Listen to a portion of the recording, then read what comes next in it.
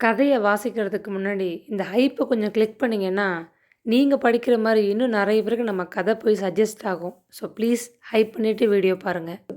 அரக்கு மாளிகை கதையின் தொடர்ச்சி. கர்ரு புர்ரு என்று பலவிதமான சப்தத்தை எழுப்பிவிட்ட வண்ணம் ஒரு வண்டி புகையை பின்புறம் கக்கிக் கொண்டு அந்த வாகனம் புறப்பட்டது. கௌரிபுரத்திற்கும் புகைவண்டி நிலையத்திற்கும் அதிக தூரம் இருக்கவில்லை. 10 நிமிஷத்தில் மோட்டார் மூலம் சென்றடைந்து விடும் தூரம்தான். ஆனால் அவ்வளவு சீக்கிரம் வீட்டுக்குப் போக மனமின்றி கைலாசம் ஊருக்கு புதிதாக வந்திருக்கும் பட்டிக்காட்டு ஆசாமியிடம் பட்டணத்து ரிக்ஷாக்காரர்களில் சிலர் கையாளும் முறையை கொஞ்சம் கையாண்டான். அந்த சிறு நகரத்து முறுக்கிய தெருகளில் குறுக்கும் நெடுக்குமாக அனாவசியமாக புகுந்து நகரை ஒரு முறை வலம் வந்து அரை மணி நேரத்தை ஆனந்தமாக இப்படி போக்கிவிட்டு மெல்ல நாலாவித சப்த ஜாலங்களுடன் அந்த ஓட்டைக்காரை தாங்கள் வசித்த வீட்டின் முன் கொண்டு வந்து நிறுத்தினான். தேவி பவனம் என்ற பெயர் பொறித்திருந்த பித்தளை தகட்டை கண்ணுற்றதும் மஞ்சுளா சுற்றும் முற்றும் விழிகளை சுழற்றி பார்த்தாள். பெயர் என்னவோ பிரமாதமாகத்தான் இருந்தது. ஆனால் உண்மையில் அதற்கு பாழடைந்த பங்களா அல்லது இடிந்த மாளிகை என்ற பெயர் பொருத்தமாக இருக்கும் போல் அத்தனை கேவலமான நிலையில் காணப்பட்டது. பாதி இடிந்து காரை எல்லாம் உதிர்ந்து செங்கற்களை விகாரமாக வெளிப்படுத்தி கொண்டு நின்ற மதில் சுவரின் வாயிற்புறத்தை மூடிக்கொண்டு நின்ற ஹைதர் காலத்து கம்பியை கைலாசம் மெல்ல தள்ளி திறந்தான். துருப்பிடித்த அந்த கதவுகள் கிரீச் என்று ஓலமிட்டு அலறின. மஞ்சுளா ஏமாற்றத்துடன் உள்ளே நோக்கினாள். கைலாசம் ஒரே பாய்ச்சலாக வண்டியில் ஏறி உட்கார்ந்து கொண்டு வேகமாக அதை நடைபாதையின் மீது செலுத்தினான். தார் மெழுகி பல வருஷங்கள் சென்று விட்டதனால் பாதை குண்டும் குழியுமாக இருந்தது. ஏற்கனவே வழவழப்பான தார் ரோட்டில் குதித்து கூத்தாடி அட்டகாசம் செய்த அந்த மோட்டார் நடைபாதை மீது வேகமாக நடனம் செய்து கொண்டு தாவி தாவி ஓடியது. பாதையின் மீது இரு மருங்கிலும் ஒரு காலத்தில் அழகாக வெட்டிவிடப்பட்டிருந்த புல்தரை கவனிப்பாரற்று காடுகளாக வளர்ந்து நிற்பதையும் அதனிடையே ஆங்காங்கே காய்ந்து போன மல்லிகைச் செடிகளும் ரோஜா குச்சிகளும் பரிதாபமாக எட்டி பார்ப்பதையும் கண்ணுற்றாள். திடீரென்று ஒரு பெரும் குலுக்கலுடன் கார் நின்றது. பின் ஆசனத்தில் இருந்த மஞ்சுளா அந்த வேகத்தில் முன் ஆசனத்தின் மீது வந்து பலமாக மோதிக்கொண்டு விட்டாள். நல்ல வேளையாக சமாளித்து எழுந்து உட்கார்ந்து கொண்டாள். வீட்டுக்கு வந்துவிட்டோம், இறங்கலாமே என்று உற்சாகத்துடன் காரின் கதவை திறந்து விட்டான் கைலாசம். காடும் மேடுமாக இருந்த தோட்டத்துடன் போட்டி இடுவது போல் இருந்தது வீட்டின் முன்பக்கத்தின் அழகு.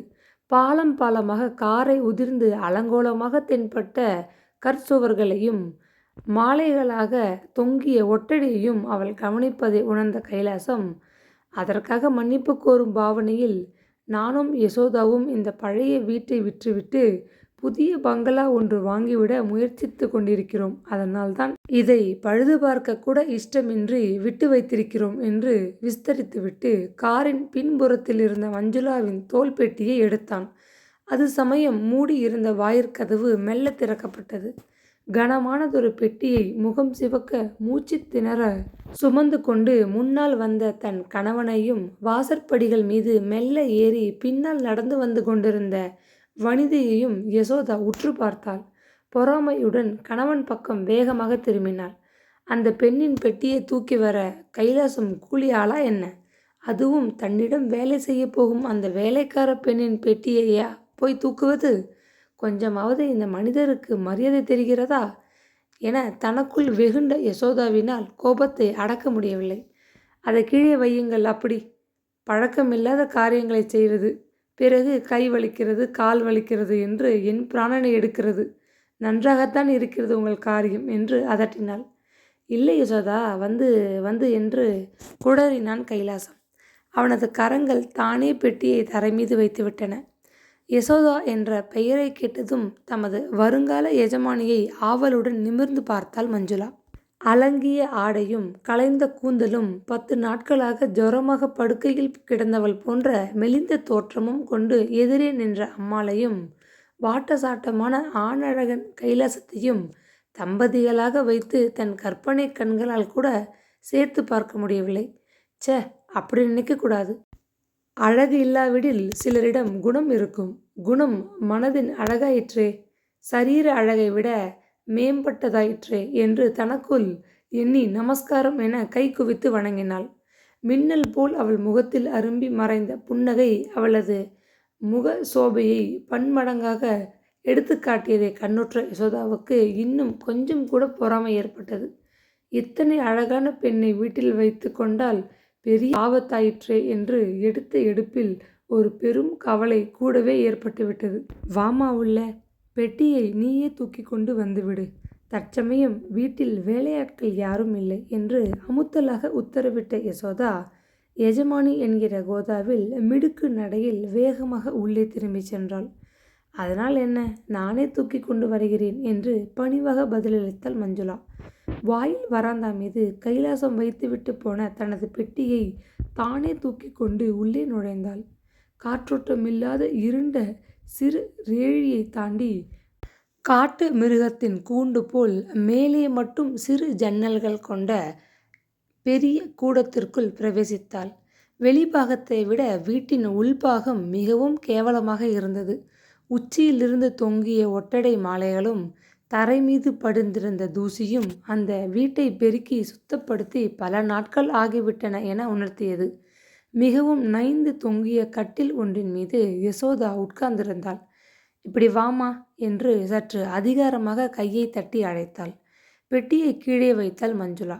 வேலைக்கு அலைந்து பாடுபட்டு நொந்து போயிருந்ததனால் கைக்கு கிடைத்த அந்த உத்தியோகத்தை எக்காரணம் கொண்டும் உதறிவிட மனமில்லை.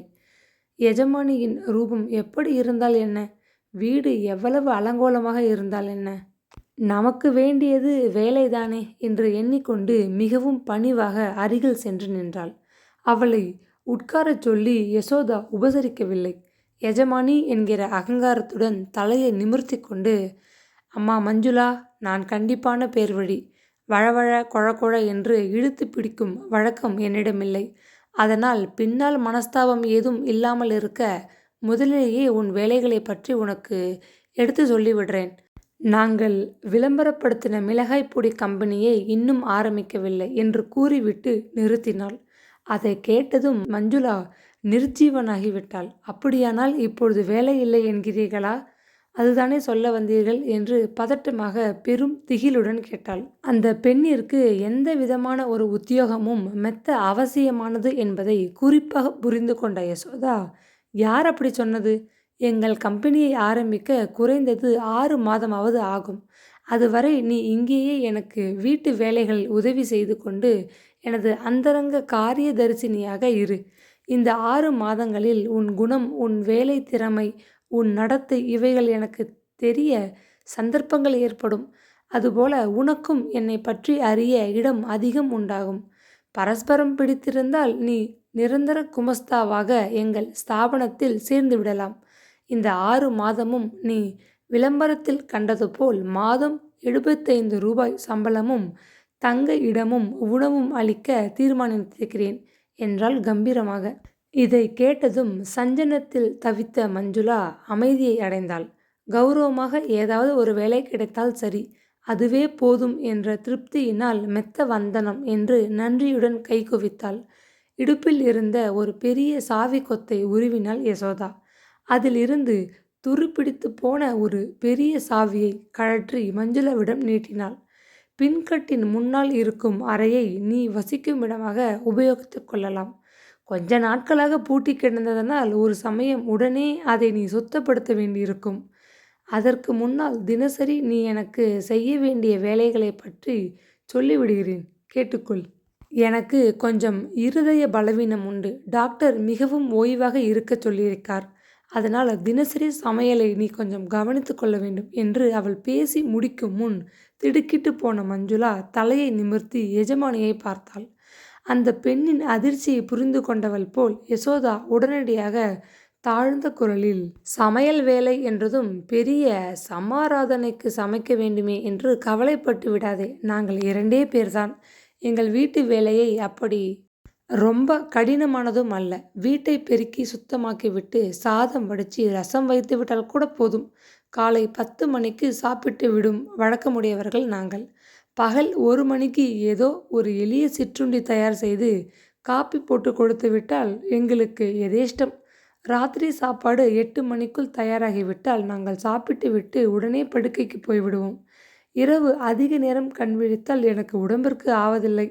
இதைத் தவிர இடையே ஒழிந்தபோது என் கடிதங்களை நீ டைப் செய்துவிடு. அவ்வளவுதான் என்றாள். மஞ்சுளா பதில் ஒன்றும் சொல்லவில்லை. சாவியை வாங்கிக் கொண்டு பின்கட்டிற்குச் சென்றாள்.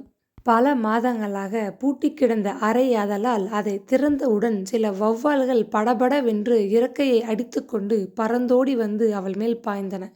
அவைகள் வசித்ததனால் ஏற்பட்ட துர்நாற்றம் வயிற்றை குமட்டவே, காற்றும் சூரிய வெளிச்சமும் சற்று உள்ளே வரட்டும் என்று ஜன்னல் கதவுகளை திறந்துவிட்டாள். மேலே ஒட்டடை, கீழே முழங்கால் வரை தூசி, ஒடிந்த ஜன்னல்கள், துருப்பிடித்த கதவு தாழ்ப்பாள் என்று அலங்கோல நிலையில் காணப்பட்ட அறையை வெறுப்போடு சுற்றி பார்த்தாள். மூலையில் ஒரு பழைய கட்டிலும் அதன் மீது ஒரு கிழிந்த மெத்தையும் கிடந்தது. அறையின் நடுவில் கிடந்த ஒரு பழைய நாற்காலி மீது மெல்ல நிதானமாக உட்கார்ந்தாள்.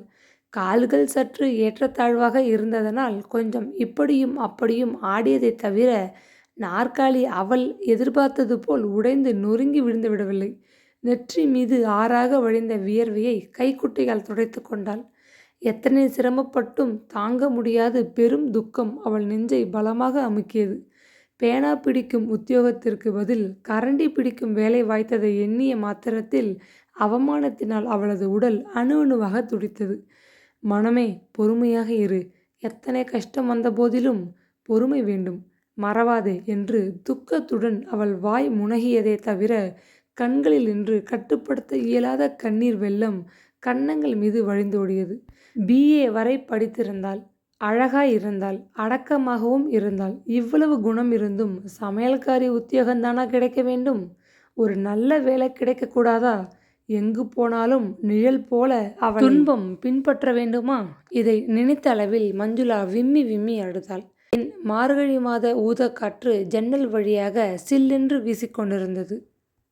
போர்வையை இழுத்து மூடிக்கொண்டு இன்னும் சற்று தூங்க வேண்டுமென்ற ஆசைதான் மஞ்சுளாவுக்கு. ஆனால் கட்டடக் கோளாறினால் தரையில் சதா கசிந்து கொண்டிருந்த ஈரம் ஜமுக்காலத்தையும் தாண்டி வந்து அவளது முதுகை பிளக்கத் தொடங்கவே உறங்க முடியாது எழுந்து உட்கார்ந்தாள். அவள் அங்கு வேலை ஆரம்பித்து 1 மாத காலம் ஓடிவிட்டிருந்தது. எஜமானி அம்மாள் தாராளமாக படுக்கை, மெத்தை, போர்வைகள் என்று சகல விதமான சௌகரியங்கள் செய்து கொடுத்திருந்தாள். ஆனால் முதல் நாள் இரவு அனுபவித்ததற்கு பிறகு அந்த கட்டிலை விட ஜலம் கசியும் தரையே மேல் என்ற முடிவுக்கு வந்திருந்தாள் அவள். வீட்டு வேலைகள் செய்த அலுப்பும் மனச்சோர்வும் சேர்ந்து கொண்டதனால் முதல் நாள் இரவு அஸ்தமிக்கும் முன்பே மஞ்சுளாவுக்கு தாங்க முடியாத தூக்கம் வந்துவிட்டது. யசோதாவும் கைலாசமும் சாப்பிட்டு முடித்ததும் அவசர அவசரமாக சமையலறையை சுத்தப்படுத்திவிட்டு சாப்பிடக்கூட மனமில்லாமல் தன் அறைக்கு விரைந்தாள். அவசரமாக கம்பி கட்டிலின் மீது கிடந்த மெத்தையை தட்டி போட்டுவிட்டு ஜமக்காலத்தை அதன் மீது விரித்து படுத்து கொண்டாள். அவ்வளவுதான். கொத்தாக கொளுத்தி போட்ட சீன வெடிக்கட்டை போல படபடவென்று சப்தத்துடன் கட்டிலின் இரும்பு கம்பி பிணைப்புகள் ஒடியத் தொடங்கின. மஞ்சுளா பயந்து கொண்டு எழுந்திருக்க முயன்றபோது ஒவ்வொரு கம்பியும் ஒவ்வொரு ஈட்டியாக மாறி அவளது மென்மையான உடலை பதம் பார்க்க ஆரம்பித்தன. வேதனை தாழ முடியாது மிக்க சிரமத்துடன் தோய்ந்து போன கட்டிலில் நின்று வெளியே குதித்தாள். கட்டில் வேண்டாம், மெத்தை வேண்டாம், இந்த தரையே போதும் என்று எண்ணிக்கொண்டு தரை மீது தனது ஜமுக்காலத்தை விரித்து கொண்டாள். அதற்கு பிறகு மறந்தும் கூட மஞ்சுளா அந்த கட்டிலின் மீது போய் உட்கார்ந்ததில்லை. ஆனால் அந்த வீட்டில் தரையில் கூட நிம்மதியாக நீண்ட நேரம் அவளால் தூங்க முடியவில்லை. இரவின் முற்பகுதியில் உடல் அலுப்பினாலும் நிதானம் தெரியாது அயர்ந்து உறங்கிவிட்ட போதிலும் இரவின் பிற்பகுதி முழுவதும் அவள் உறக்கமின்றி சங்கடப்பட்டு கொண்டிருக்க வேண்டியதாயிருந்தது. ஊற்று போல் தரையில் அடியிலிருந்து கசிந்த ஈரம் தேலாக கொட்டுமாதலால் அடிக்கடி எழுந்து எழுந்து உட்கார்ந்து பொழுதை கழிக்க அவஸ்தைப்பட்டு கொண்டிருந்தாள். என்னால் இந்த அறையில் தூங்க முடியவில்லை, வேறு ஒரு அறை கொடுங்கள் என்று எஜமானியிடம் குறை கூறி சலுகை பெறலாம் என்றாலோ மஞ்சுளாவுக்கு மிகவும் பயமாக இருந்தது. தானம் கொடுத்த மாட்டை பல்லை பிடித்து பார்க்கிறாயோ? ஏதோ தர்மத்துக்கு இனாமாக வசிக்க இடம் கொடுத்தால் 1000 குற்றம் குறை சொல்கிறாயே என்று அதட்டிவிட்டாள் என்ற எண்ணத்தில் மௌனமாக தன் கஷ்டத்தை சகித்து கொண்டிருந்தாள். போர்வையை தலையில் இருந்து உடல் முழுவதும் நன்றாக மூடிக்கொண்டு படுக்கை மீது எழுந்து உட்கார்ந்தாள். ஜன்னல் வழியாக தெரிந்த முற்றத்தில் இருள் மண்டி கிடந்தது. விடிவதற்கு இன்னும் எவ்வளவு நேரம் இருக்கிறதென்பதை அவளால் ஊகிக்க முடியவில்லை. முதல் நாள் முழுவதும் காலில் சக்கரம் கட்டிக்கொண்டது போல் ஓர் இடத்திலும் நிற்காமல் ஓடி வேலை செய்து அவள் ஓய்ந்து போயிருந்தாள். அந்த அலுப்பு இன்னும் உடலை விட்டபாடில்லை. அன்றாடம் சாம்பாரில் அவள் அள்ளி போட்டு கொண்டு வந்த மிளகாய் பொடியை தவிர யசோதா ஆரம்பிக்கப் போவதாகச் சொன்ன மிளகாய் பொடி கம்பெனியை பற்றி எந்தவிதமான பேச்சும் அந்த வீட்டில் எழவே இல்லை. கங்கம்மாள் கூறியபடி அந்த விசித்திர தம்பதிகள் ஆரம்பிக்கவிருந்த எண்ணற்ற தொழில்களில் இதுவும் ஒன்றா? காலம் முழுவதும் அந்த வீட்டில் சமையல்காரியாகவே அவள் வாழ்க்கையை நடத்த வேண்டி வந்துவிடுமோ? எங்கு சென்றாலும் நிம்மதியில்லாத பிழைப்பு தானா அவளுக்கு கிட்ட வேண்டும்? இவ்வாறு பல பல எண்ணியவாறு மஞ்சுளா சிலையாக உட்கார்ந்திருந்தாள். யசோதா ஆரம்பத்தில் என்னவோ அந்த வீட்டில் சமையல் உத்தியோகத்தை மிகவும் எளிதான காரியம் போல் சித்தரித்து விட்டிருந்தாள். ஆனால் அனுபவத்தில் ஒரு கல்யாணத்திற்கு எளிதாக சமைத்து விடலாம். அந்த 2 ஆசாமிகளுக்கும் திருப்தியாக உண்ண பாகம் செய்து போடுவது மிகவும் கடினம் என்பதை மஞ்சுளா புரிந்து கொண்டு விட்டிருந்தாள். காலையில் சூரியன் உதயமாகும் முன் அவள் எழுந்திருக்க வேண்டும். வீடு முழுவதும் பெருக்கி சுத்தப்படுத்திவிட்டு ஸ்நானம் செய்து வேறு ஆடை உடுத்தி கொண்டு சமையலறைக்குள் நுழைய வேண்டும். ஸ்ரீமான் கைலாசத்திற்கு உத்தியோகம் ஏதும் இல்லை என்றாலும் வீண் ஆடம்பரங்களுக்கு ஒன்றும் குறைவில்லாமல் இருந்தது. தனது படுக்கையிலேயே படுத்தபடி பல் துலக்காது பெட் காஃபி சாப்பிடும் நாகரீக பழக்கமுடையவன். கல்யாணமானதும் யசோதாவிடம் அந்த நாகரிகம் வந்து தொத்தி கொண்டு விட்டது. எனவே இந்த வினோத தம்பதிகளுக்கு சூடான காப்பியும் பிஸ்கோத்துகளும் ஒரு அழகான மரத்தட்டிலே வைத்து வெள்ளை துண்டினால் மூடி எடுத்துச் சென்று படுக்கை அறையின் வாயிலில் வைத்துவிட்டு கதவை தட்டி ஞாபகப்படுத்திவிட்டு செல்ல வேண்டிய பொறுப்பு அவளுக்கு ஏற்பட்டிருந்தது. மேலும் எஜமானியின் கணவன் ஒரு பெரிய சாப்பாட்டு ராமனாகவும் இருந்தான். காலை வேளையில் டென்னிஸ் விளையாடிவிட்டு வீட்டுக்கு வரும்பொழுது 10 நாட்கள் பசியாக வாடி கிடந்த மிருகேந்திரனைப் போல சமையலறையின் முன்னிருந்த பெரிய கூடத்தில் ஆத்திரமாக வட்டமிடும் வழக்கம் கொண்டிருந்தான். தோட்டத்திலே கணவன் தலையை கண்டதும் இலையை போடு சீக்கிரம் என்று யசோதா 1000 முறை எச்சரித்து விடுவாள். சாப்பாட்டிலே ரசிக சிகாமணியான கைலாசத்திற்கு வெறும் ரசமும் சாதமும் தொண்டையில் இறங்க மறுத்தன.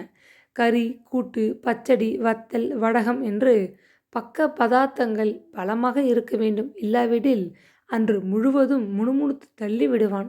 காலை போஜனம் முடிந்ததும் காரை எடுத்துக்கொண்டு கடைத்தெரு வரை சென்று ஒரு முறை சுற்றிவிட்டு மணி 1 ஆகும் முன் ஓடோடி வீட்டுக்கு திரும்பி வந்து விடுவான் அவன். யானை தீவியாதியில் அவஸ்தைப்படுகிறவன் போல் மஞ்சுளா பகல் டிஃபன் வகைகளை மேஜை மீது கொண்டு வந்து வைக்கும் முன் சமையலறைக்குள் பல தடவைகள் எட்டி பார்த்து எரிச்சலை உண்டாக்குவான். டிஃபன் கடை முடிந்ததும் இரவு சமையலை பற்றி யோசிக்க வேண்டும். பகல் சாப்பிட்டதில் மீதமிருந்ததை வேலைக்காரி சாப்பிட வேண்டுமே ஒழிய எஜமானர்களுக்கு எல்லாம் மறுபடி புதிதாக சமைக்க வேண்டும். சமையல் உத்தியோகத்திற்கு இடையே ஒழிந்த நேரத்தில் யசோதாவின் புடவைகளை துவைத்து வைத்து இஸ்திரி போட்டு அவள் வெளியே செல்வதற்கு எல்லாவற்றையும் தயாராக எடுத்து வைக்க வேண்டும். கடைக்கு போய் வர வேண்டும். சாமான்களை வாங்கி தூக்கி கொண்டு ஓடி வர வேண்டும். கூப்பிட்ட குரலுக்கு வந்து உதவி செய்ய வேண்டும். கடைசியாக இரவு படுக்கைக்கு போகும் முன் யசோதாவும் கைலாசமும் கடிதங்களை டைப் செய்துவிட்டு தூங்க வேண்டும். எஜமானி கொடுப்பதாக வாக்களித்த 75 ரூபாய் ஒவ்வொன்றுக்கும் சக்கையாக பிழிந்து அந்த பெண்ணிடம் வேலை வாங்கினாள். ஆனால் பாவம் மஞ்சுளாவுக்கு இந்த நிலையில் தான் எவ்வளவு நாள் நீடித்து வேலை செய்ய முடியும் என்று கலக்கமாக இருந்தது. தான் கற்பனையில் தீட்டி மகிழ்ந்த உத்தியோகத்தையும் இப்பொழுது உண்மையில் கிடைத்த வேலையையும் எண்ணி எண்ணி ஏங்கி போனாள். தன் மனக்குறைகளையும் கஷ்டங்களையும் யாரிடமும் சொல்லிக்கொள்ள முடியாது துன்பப்பட்டாள். அப்படி சொன்னாலும் கேட்பவர்கள் நகைப்பார்கள் என்ற அச்சம் கூட அவளுக்கு இருந்தது. BA வரை படித்த பெண் வேலை தேடி அலுத்து வெளியூர் வந்து ஒரு வீட்டில் சமையல்காரியாக உத்தியோகம் செய்கிறாள் என்றால் ஒரு சிலர் நம்பக்கூட மாட்டார்கள். ஆனால் கதைகளை விட விசித்திரமானதாயிற்றே உண்மை. புத்தியை உபயோகிக்கும் வேலைதான் கிடைக்கவில்லை. போகட்டும், நெற்றி வியர்வை நிலத்தில் விழ உடல் உழைத்து மானத்தோடு வாழவாவது ஒரு சந்தர்ப்பம் கிடைத்ததே என்று ஓரளவுக்கு திருப்தி அடைந்திருந்தாள் மஞ்சுளா. ஆனால் ஒரே ஒரு விஷயத்தை மட்டும் அங்கே அவளால் சகிக்க முடியவில்லை. தங்கள் வீட்டில் வேலை செய்யும் அந்த பெண்ணை ஏறெடுத்து பார்க்கவும் விரும்பாதவன் போல் தன் மனைவி எதிரில் அலட்சியமாக நடந்து கொண்ட கைலாசம் வீட்டில் யசோதா இல்லாதபோது மஞ்சுளாவை வெறித்து பார்த்தான். அனாவசியமாக குறுக்கும் நெடுக்குமாக அவள் வேலை செய்யும் இடத்தில் நடமாடினான். வலுவில் தானே வந்து சம்பந்தம் இல்லாதது ஏதேதோ தொணதொணவென்று பேசினான். விஷம சிரிப்பு சிரித்தான். அசட்டு புன்னகைகளை அள்ளி வீசினான். எஜமானி இல்லாத சமயம் சமையல் அறை அருகே பாதரட்சை ஓசை கேட்டால் கூட போதும், பயத்தில் மஞ்சுளாவின் மென்மை உடல் பதறிப்போகும். ஏன் இங்கே சும்மா வருகிறீர்கள்? என்னை அப்படி முறைத்து பார்க்க தேவையில்லை. போய் உன் வேலையை கவனிங்கள் என்று ஒரு முறை அதட்டல் போட வேண்டுமென்று ஆத்திரத்தில் அவள் உள்ளம் குமுறும். உச்சியிலிருந்து உள்ளங்கால் வரை கைலாசம் தன்னை ஊடுருவி உற்று பார்ப்பதை உணர்ந்த போதெல்லாம் அவள் உடல் அவமானத்தினால் துடித்தது. ஆனால் எஜமானன் அல்லவா, அதனால் அதட்டி பேச வாய் இருக்கவில்லை. யசோதாவிடம் சொல்லலாம் என்றாலோ அதற்கும் வழியில்லை. கணவன் மேல் அவள் கொண்டிருந்த கட்டுக்கடங்காத காதலில் காதடைத்து போயிருந்தாள். வேலைக்கார பெண்ணின் பேச்சு எங்கே கேட்கப் போகிறது? எஜமானை நம்பாது கடும் கோபம் கொண்டால் மறுபடி வேலையை தேடிக்கொண்டு தெரு தெருவாக பட்டினியாக அல்லவா திரிய வேண்டி வந்துவிடும். இந்த மாதிரியான தர்ம சங்கடமான நிலையில் அவள் எவ்வளவு காலம் அந்த உத்தியோகத்தில் இருக்க முடியும்? மஞ்சுளா யோசித்தாள். எப்படி நினைத்து பார்த்தாலும் கைலாசம் பிரச்சனைக்கு ஒரு வழி தோன்றவில்லை. மூளை குழம்பிவிடும் போல் கொதித்தது. உள்ளம் சஞ்சலத்தில் தவித்தது. தூங்குவதற்கு இனி அவகாசம் இருக்காது. வீணாக உட்கார்ந்திருப்பானேன்? எழுந்து வேலை செய்தாலும் பிரயோஜனம் உண்டு என்று எண்ணிக்கொண்டு எழுந்திருந்தாள். உடல் அசதியை உதறிவிட விரும்புகிறவள் போல் கையை உதறி நெட்டி முறித்து கொண்டு மின்சார விளக்கை போட சுவர் அருகே சென்றாள். அது சமயம் விடியற்காலை வேளையின் நிசப்தத்தை ஊடுருவிக்கொண்டு பேச்சுக்குரல் கணீர் என்று கேட்டது. நிதானித்து கவனித்ததில் கைலாசமும் யசோதாவும் உரத்த குரலில் சண்டை போட்டுக் கொள்கிறார்கள் என விளங்கியது. விளக்கை ஏற்ற பயந்து கொண்டு சுவரின் மேல் சாய்ந்தபடி நின்றுவிட்டாள் மஞ்சுளா. சிறு பிராயத்திலிருந்து தாத்தா ரகுபதி ஒருவருடன் மட்டும் தனிமையாக வளர்ந்தவள் அவள். தம்பதிகளின் பூசல் என்பதை அவள் கண்டதுமில்லை, கேட்டதுமில்லை. தம்பதிய வாழ்வு என்பது என்றும் குளிர்ந்த நிலவொளி வீசும் இன்ப பூங்கா என்றுதான் அந்த பேதை பெண் இதுவரை கற்பனையில் எண்ணிக்கொண்டிருந்தாள். சண்ட மாருதம் வீசி இடி இடித்து பெருமழையும் அங்கே பொழியக்கூடும். புயல் வீசும், இன்பக் கனவுகள் சிதறிப்போகும், பூகம்பங்கள் எழும், ஆசையோடு கட்டிய ஆனந்த கோட்டைகள் உடைந்துவிடும் என்றெல்லாம் அவள் ஒரு நாளும் எண்ணி பார்த்ததில்லை. எந்தவித காரணமும் இன்றி அவள் உடல் பயத்திலால் கிடுகிடுவென்று நடுங்கியது. முகம்தான் அவலட்சணம் என்றால் குரல் கூட கோட்டான் போல் பயங்கரமாக இருக்கிறது என்று கத்தினான் கைலாசம். மஞ்சுளாவினால் காதுகளை நம்ப முடியவில்லை. ஆனால் அதற்கு மேல் யசோதா கொடுத்த பதில் அவளை தூக்கி வாரி போட்டது. வாயை மூடும், உன் யோகிதையை இந்த ஊரே தெரிந்து கொண்டிருக்கிறது. ஆள் அழகன் துப்புட்டிக்காரன் என்று இருக்கிறீர்கள். சோற்றுக்கு விதியற்றுத்தானே என்னை கல்யாணம் செய்து கொண்டீர்கள். காலனா சம்பாதிக்க வழியில்லை. வாயைப்பார் வாயை. நீங்களும் ஒரு ஆண் பிள்ளை. வெட்கம் என்று சீறினாள் மனைவி. அப்படியா? உன் ஓட்டை வீட்டையும் ஒடிந்த காரையும் நீயே கட்டி கொண்டு அழு. நான் இதோ புறப்பட்டு போகிறேன் என்று கர்ஜித்தான் கைலாசம். நாற்காலி நகருகிற ஓசையையும் யாரோ வேகமாக நடக்கும் சப்தமும் தொடர்ந்து கேட்டது. ஓட்டை வீடாவது எனக்கு ஒன்று சொந்தமான பொருளாக இருக்கிறது. அதற்கு கூட விதி இல்லாது நீங்கள் ஓட்டாண்டியாக இருக்கிறீர்கள். கண்டபடி பேசினால் நல்ல மண்டகப்படிதான் கிடைக்கும். போங்கள், இப்பவே புறப்பட்டு போங்களே என்றாள் ஆத்திரத்துடன் யசோதா. அடி அம்மா பரதேவத, உன் உண்மை சொரூபம் இப்பொழுதுதான் தெரிகிறது. படிதாண்டா பத்தினி போல் இத்தனை நாளும் பெரிய வேஷம் போட்டியே சண்டாளி என்று துச்சமாக பேசினான் பதிலுக்கு கைலாசம். கதவு படார் என்று திறக்கப்படும் ஓசை தொடர்ந்து ஏற்படவே மஞ்சுளா திகிலடைந்து போய் சுவருடன் ஒட்டி கொண்டாள். மனைவி மீது உயிர் போல் நீங்களும் இத்தனை நாள் வேஷம் போட்டீர்கள். என் பணத்திற்காகத்தான் என்னை கல்யாணம் செய்து கொண்டீர்கள் என்ற விஷயம் ஊரே அறியும். எனக்கும் தெரியும். உங்கள் சாயம் வெளுத்து போச்சு. அதனால் உங்கள் மிரட்டல் உருட்டல் ஒன்றும் பலிக்காது.